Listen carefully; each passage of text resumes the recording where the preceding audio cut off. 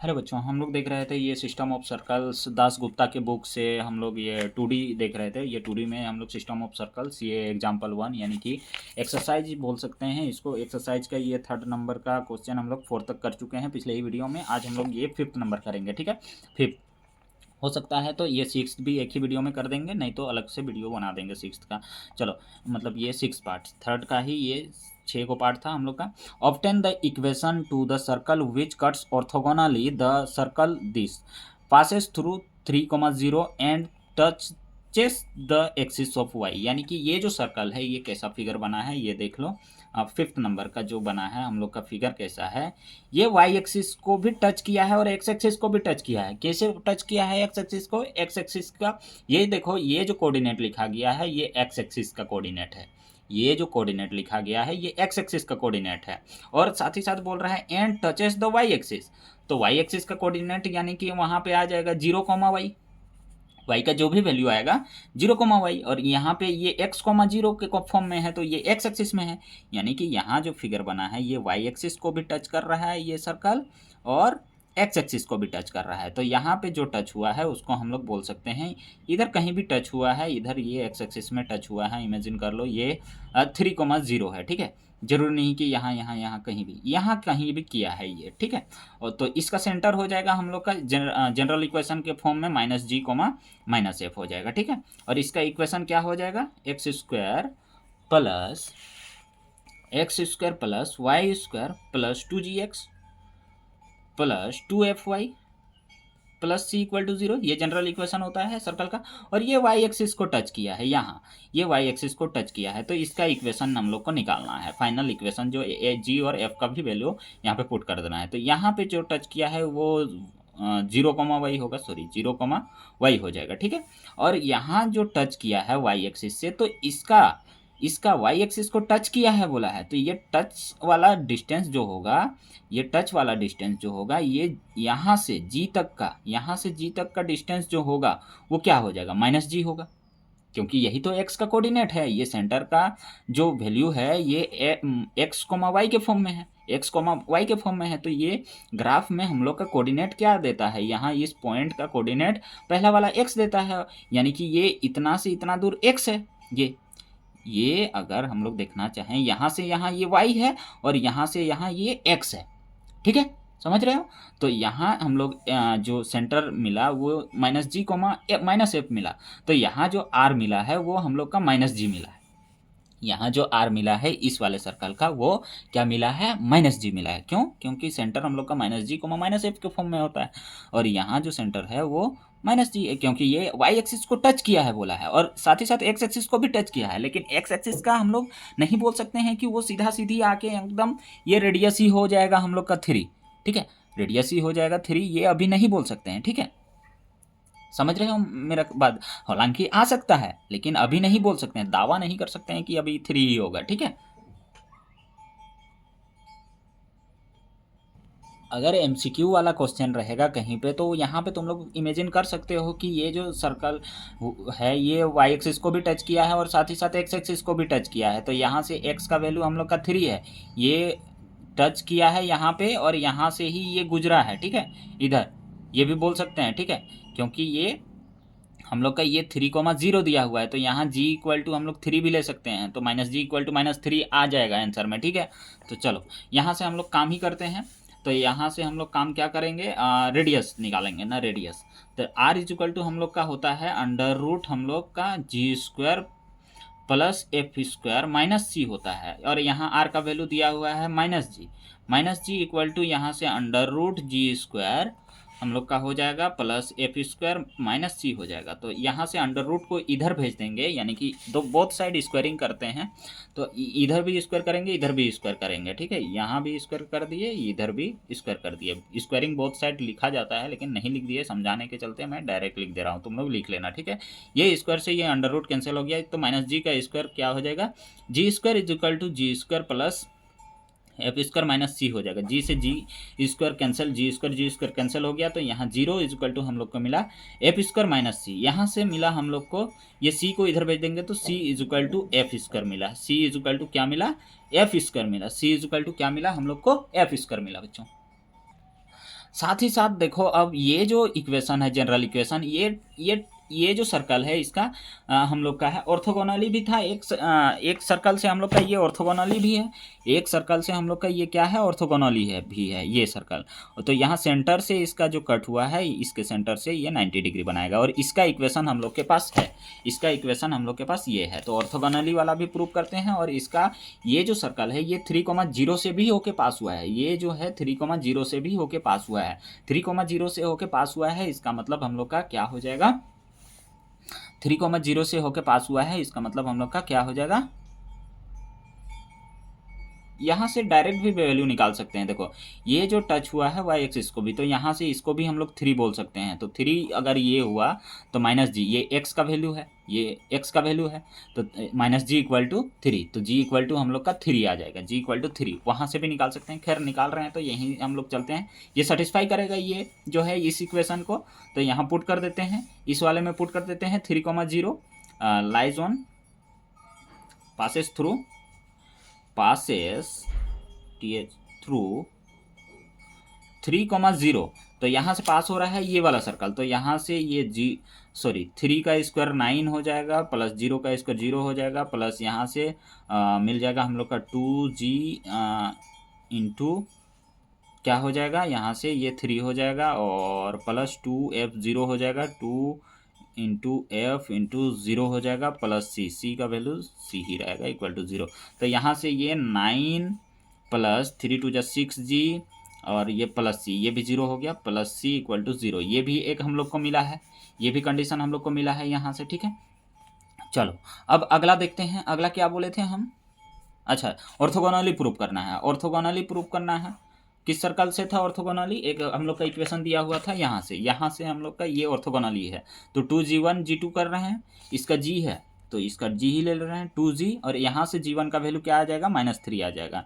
यहाँ से 2f ही कर ले रहे हैं क्योंकि इसका है f ही, और यहाँ से इसका f1 का वैल्यू आ जाएगा 2 आ जाएगा, क्योंकि ये y का कोएफिशिएंट के साथ कंपेयर करेंगे तो, और इक्वल टू क्या हो जाता है, c प्लस c हो जाता है। तो यहाँ C1 का वैल्यू -3 है तो -3 हो जाएगा। यहाँ से हम लोग को क्या मिला, -6g प्लस यहाँ से 4f इक्वल टू मिला हम लोग का यहाँ से C-3। ठीक है, ये मिला है। चलो यहाँ से c को अकेला कर देते हैं, और यहाँ से अच्छा 6g इक्वल टू यहाँ से हम लोग इसको कर सकते हैं क्या, यहाँ से 9 plus c equal to -6g कर सकते हैं, और यहाँ -6g है तो -6g के जगह में ये वैल्यू पुट कर दे रहे हैं। ठीक है, ये जो है ये वैल्यू पुट कर दे रहे हैं, और साथ ही साथ यहाँ पे c equal to F square है, c equal to F square है, तो ये वैल्यू पुट करके हम लोग उसका वैल्यू लाएंगे। चलो यहाँ से 6g equal to 9 plus C, 9 plus C, -6g का ही वैल्यू था 9 प्लस सी, प्लस यहाँ से 4f इक्वल टू C-3। ये देखो दोनों साइड प्लस में है, ये c कैंसिल हो गया, तो यहाँ से 4f इक्वल टू ये 9 उधर जाके हो जाएगा माइनस का ये 12 हो जाएगा। ठीक है, -9 हो जाएगा तो ये -12 दे देगा। ठीक है, यहाँ से ये बना दिए बच्चों, वीडियो में नहीं दिख रहा था, चलो देख लो, ये सब ऐसे कर दिया, बस सिंप्लीफाई किए हैं। ये यहाँ -6 का जो यहाँ पे वैल्यू आया था, यहाँ से ये जो वैल्यू आया था उसमें इसको पुट कर दिए, यहाँ ऑर्थोगोनली वाला केस किए हैं, यहाँ से हम लोग ऑर्थोगोनली वाला केस किए हैं। तो ऑर्थोगोनली वाले में ये 2g1 होता है, 2f(f1) equal to c plus c1 होता है, तो यहाँ c1 का वैल्यू -3 था तो माइनस पुट कर दिए हैं। तो यहाँ से f इक्वल टू हम लोग का -3 रिजल्ट मिला, g इक्वल टू भी अब हम लोग का 3 ही मिलेगा, क्योंकि यहाँ से उतने ही हम लोग दिख रहा था। चलो खैर नेक्स्ट पेज में पुट कर दे रहे हैं, c इक्वल टू आ जाएगा, यहाँ f स्क्वायर करेंगे तो -3 का स्क्वायर करेंगे तो हम लोग का 9 आ जाएगा, c इक्वल टू 9 आ जाएगा, डायरेक्ट लिख दे रहे हैं, c इक्वल टू डायरेक्ट 9 आ गया। ठीक है, क्योंकि c इक्वल टू हम लोग का f स्क्वायर था, c equal to f square था, c equal to f square था, तो 3 का स्क्वायर -3 का स्क्वायर करेंगे, ये वैल्यू जो आया है। ठीक है, अब यहाँ से c का वैल्यू पुट कर दो, यहाँ पे पुट कर दो, यहाँ पे 9 और ये 9 18, और 18 इक्वल टू -6g, यहाँ से क्या आ गया 18 इक्वल टू -6g, g का वैल्यू -3 ही आएगा, g का वैल्यू -3 ही आएगा, देख लो। ठीक है, यहाँ से ये 18/6 हो जाएगा, -6, g का वैल्यू जो आया वो -3 भी आया। वैसे भी हम लोग यहाँ से भी बोल सकते थे कि ये जो है इतना दूर का डिस्टेंस ये एक्स एक्सिस को भी टच किया है, ये जो है एक्स एक्सिस का कोऑर्डिनेट है, तो एक्स एक्सिस का भी टच किया है, तो ये रेडियस जो होगा वो 3 का होगा। और यहाँ जो ये डिस्टेंस है वही -g का वैल्यू होगा, तो -g का वैल्यू 3 है, तो g का वैल्यू -3 हो जाता है यहाँ यहीं से।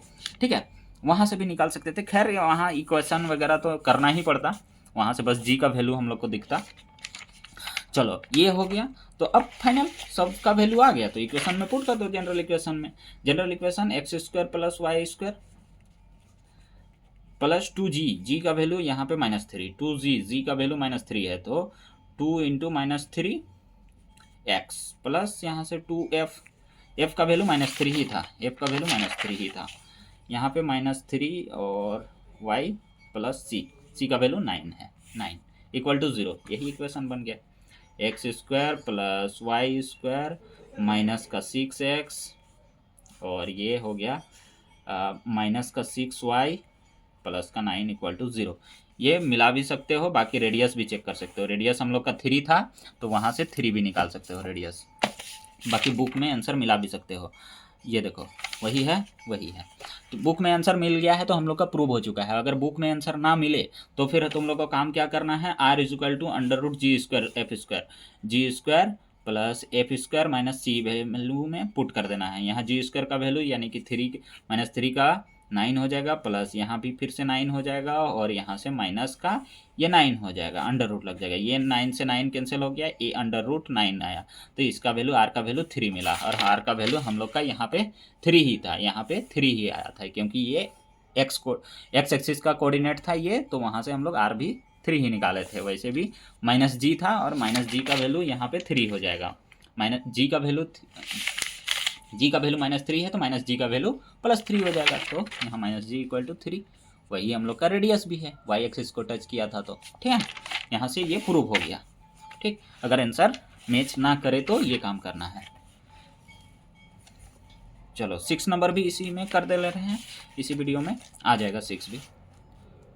चलो यहाँ 6, find the equation to the circle which passes through origin has its centre on x + y = 4 and cuts orthogonally. ये ऑर्थोगोनली वाला ही केस है। यहाँ पे देखो क्या बोला है, ये 6 नंबर, ठीक है, ये बोला है कि ये ओरिजिन से होके पास हो रहा है, ऐसे ओरिजिन से होके, कुछ ऐसे इमेजिन करो, ये जो सर्कल है ओरिजिन से होके ऐसे पास हुआ है। ठीक है, ये जो हुआ है ओरिजिन से होके पास हुआ है, ऐसे ऐसे ओरिजिन से होके ये पास हुआ है। इधर भी हो सकता है, किधर हुआ है हम लोग को मतलब नहीं है, एक मोटा मोटी वाला एक तुम लोग को बात बता दे रहा हूँ। ये जो फिगर बना है ऐसे, अगर ये सर्कल इधर पास हो गया, या फिर इधर ऊपर साइड बन गया, या फिर ऐसे पास हो गया, ओरिजिन से होके पास हुआ है। ओरिजिन के केस में क्या हो जाता है, c = 0 हो जाता है। क्यों c = 0 होता है, ये हम पहले भी दिखा चुके हैं, क्योंकि सब वैल्यू g हो जाएगा। यहाँ x² + y² plus 2gx plus 2fy plus c = 0 होता है। तो यहाँ से ये 0 0 से होके पास हो रहा है, इसका मतलब 0 0 से होके पास हो रहा है, इसका मतलब ये इस सेटिस्फाई करना चाहिए। तो यहाँ 0 का इसको 0 हो जाएगा, ये भी 0, ये भी 0, x का वैल्यू के जगह में 0 पुट कर देंगे, और y का भी 0 पुट कर देंगे, यहाँ ये y है, और प्लस c, तो यहाँ से c = 0 मिलता है हम लोग को। ठीक है, और ये क्या है, इसका जो सेंटर है, इसका जो सेंटर है वो क्या है, इसका जो सेंटर है वो x प्लस y = 4 है। तो ये सेंटर हम लोग का इस वाले केस में, जनरल इक्वेशन वाले केस में क्या होता है, सेंटर -g, -f होता है। जो ये x का कोऑर्डिनेट है और ये y का, सॉरी ये x का वैल्यू है और ये y का, ये जो कोऑर्डिनेट देता है वो x y का वैल्यू दे देता है। तो यहाँ से ये सेटिस्फाई करना चाहिए, सेटिस्फाई करना चाहिए। Centre lie on x plus y = 4, तो सेंटर हम लोग का -g -f = 4, ये मिला हम लोग को, सेटिस्फाई करना चाहिए, और c = 0 मिला है। चलो, और एक हम लोग का ऑर्थोगोनली वाला केस दिया हुआ था।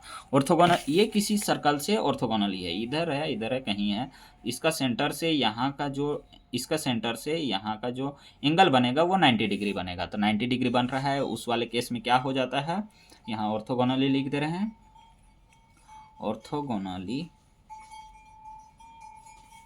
केस ऑर्थोगोनली, तो यहाँ से हम लोग का हो जाएगा 2g, इसका तो g ही है 2g। g1 का वैल्यू क्या आ रहा है, देखो यहाँ से g1 का वैल्यू -2 आ रहा है, g1 का वैल्यू -2, ये डायरेक्ट निकाल दे रहा हूँ, तुम लोग निकाल के देख सकते हो। x का कोएफिशिएंट को 2g के साथ कंपेयर कर लेना, x का कोएफिशिएंट जो है वो 2g के साथ कंपेयर कर लेना, यहाँ y का जो कोएफिशिएंट है वो 2f के साथ कंपेयर कर लेना, f1 के साथ 2g1 और 2f1 के साथ g1 g2 f1 ले रहे हैं, तो यहाँ से फिर 2f और यहाँ से f1 का वैल्यू कंपेयर करेंगे तो 1 आ जाएगा, ठीक है, क्योंकि 2f1 इक्वल टू 2 हो जाएगा।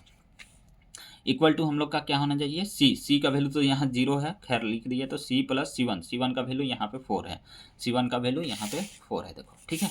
तो यहाँ 0 प्लस इसको 0 बना दे रहे हैं, c को 0 बना सकते हैं। चलो यहाँ पे अब क्या हो गया, ये माइनस का 4g और ये प्लस का 2f इक्वल टू हम लोग को मिला 4। यहाँ से 2 कॉमन निकाल सकते हैं, 2 कॉमन निकाले तो अंदर क्या बचा हम लोग का -2g plus f equal to ये 4 आया, ये हम लोग का 4 आया। यहाँ से 2 कॉमन निकाल सकते हैं, ठीक है, यहाँ से ये 2 कॉमन निकाल सकते हैं, इस इक्वेशन से हम लोग 2 कॉमन निकाल सकते हैं। यहाँ वैल्यू पुट कर दिए सब g1 और f1 का, और यहाँ से ऑर्थोगोनली वाले केस में ये होता है, तो यहाँ से इस वाले से 2 कॉमन निकाल दिए, तो यहाँ बचा -2g, यहाँ बचा f और इक्वल टू 4। इस 2 को इधर इसके साथ डिवाइड में चला जाएगा तो 2 2 जब 4, यानी कि यहाँ से फाइनल मिला -2g plus f equal to 2 मिला हम लोग का, ठीक है। यहाँ से ये एक इक्वेशन मिला है, यहाँ से ये एक इक्वेशन मिला है, फर्स्ट इक्वेशन, ये सेकंड इक्वेशन, ठीक है। अब फर्स्ट और सेकंड को एलिमिनेट कर सकते हैं, ठीक है। तो adding equation first and second, चलो क्या है, -g -f इजिकल टू 4 है। फिर सेकंड इक्वेशन क्या है, -2g plus f equal to 2 है, ठीक है। यही था हम लोग का फर्स्ट इक्वेशन सेकंड इक्वेशन, बस वहाँ पे लिख दिए हैं ऐड कर दे रहे हैं।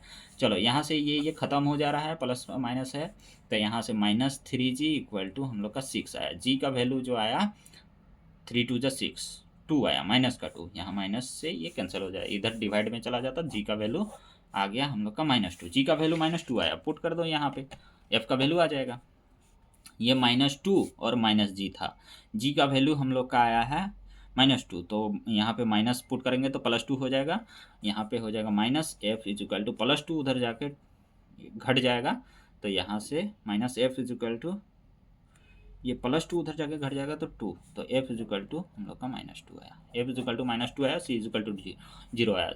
इक्वेशन में पुट कर दो, x² plus y² plus 2g, g के जगह में डायरेक्ट पुट कर दे रहे हैं, ये -2 इंटू 2 क्या कर देगा, अच्छा खैर नहीं लिखना, यहाँ ये प्लस लगा दिए, काटना पड़ जाएगा, -2 g के जगह में और x प्लस 2 f के जगह में हम लोग का -2, तो फिर y plus c equal to 0, c का वैल्यू तो 0 होता है, सॉरी c का वैल्यू 0 आ गया था हम लोग का, ठीक है, यहाँ c का वैल्यू 0 आया था, तो ये 0 पुट कर दिए। चलो यहाँ पे इसको सिंप्लीफाई करके यही फाइनल आंसर हो जाएगा, x² प्लस ये y² प्लस माइनस ये 4x माइनस यहाँ से 4y इक्वल टू 0, यही इक्वेशन है हम लोग का। आंसर मिला लेते हैं, देखो ये आंसर सब गलत है, ठीक है, हाँ ये देखो ये आंसर सब यहाँ से गलत है, यहाँ तो रेडियस दिया हुआ नहीं था, तो प्रूव करने का और कोई तरीका नहीं है,